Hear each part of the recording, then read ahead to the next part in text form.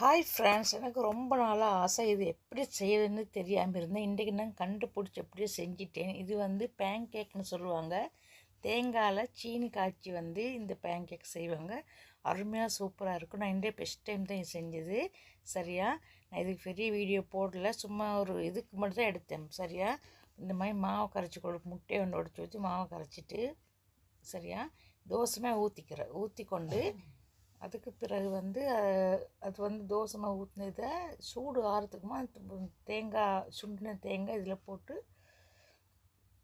Round பண்ணி எடுக்கணும். சரியா, அருமையாக சூப்பராக இருக்கும். சரியா, நல்ல டேஸ்ட். இது என்னோடய பெஸ்ட் டைம் நான் இந்த மாதிரி செஞ்சு பார்த்தது.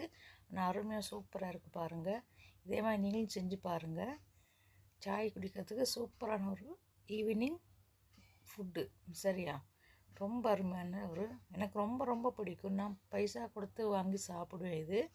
சரியா, இன்றைக்கி இது என்னுடைய ஸ்டைலில் நான் செஞ்சிட்டேன். சரியா, ஓகே மக்களே, பிடிச்சா மறக்காம சப்ஸ்கிரைப் பண்ணுங்கள், பெல்லை கிளிக் பண்ணுங்கள். நான் போடுற வீடியோ பார்த்து கொஞ்சம் சப்போர்ட் பண்ணுங்கள் மக்களே. அதுக்கு அங்கிட்டு பாருங்கள், நான் சாப்பிட்டு உங்களுக்கு வீடியோ எல்லாம் எடுத்து போட்டிருக்கேன். எனக்கு ரொம்ப ரொம்ப பிடிக்கும் இது. அப்படி பிடிக்கும். ஆனால் எனக்கு இந்த பேன் கேக் செய்கிறதுக்கு தெரியாமல் இருந்தேன். அப்போ ஒரு வீடியோ பார்த்து நான் செஞ்சேன் ஃபஸ்ட் டைம்.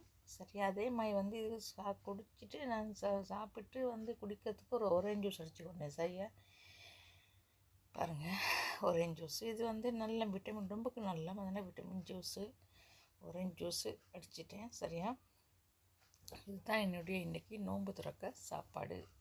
ஓகே மக்களே, இன்னொரு வீட்டில் சந்திக்கும் விடைபெறும் மக்களே. கொஞ்சம் பார்த்து சப்போர்ட் பண்ணுங்கள், சப்ஸ்கிரைப் பண்ணுங்கள், பெல்லை கிளிக் பண்ணுங்கள். அப்போ தான் நான் போடுற ஒவ்வொரு வீடியோவும் உங்களுக்கு சேரும். ஓகே.